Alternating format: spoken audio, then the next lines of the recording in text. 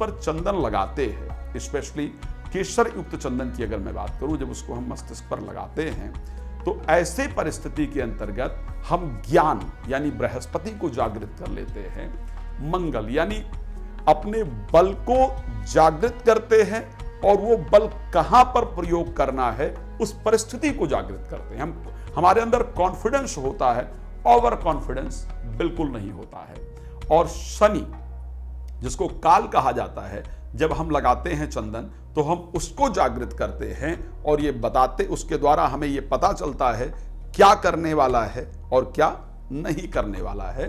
जो हम कर्म करते हैं उसके सही रिजल्ट को अपने जीवन के अंतर्गत हम प्राप्त कर पाते हैं।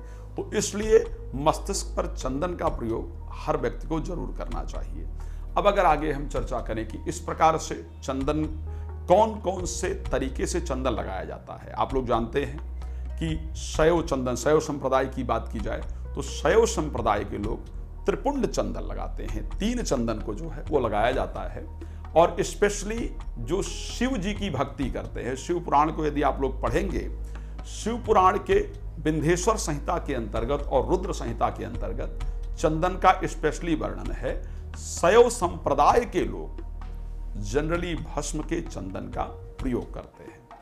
ऐसा कहा जाता है और ऐसा शिवपुराण के अंतर्गत वर्णन आता है कि त्रिपुंड जो 3 लाइनें हैं, एक एक लाइन के अंतर्गत नव देवताओं का निवास होता है। मैंने शिवपुराण का जब अध्ययन किया तो शिवपुराण के अध्ययन में यह देखने को मिला कि यदि कोई भस्म लगा करके अपने माथे पर जा रहा है, यदि कोई व्यक्ति भस्म लगाकर अपने मस्तक पर जा रहा हो और प्रेता योनि में पड़ा हुआ व्यक्ति भी यदि उसका दर्शन रास्ते में कर ले तो उसको मोक्ष की प्राप्ति हो जाती है।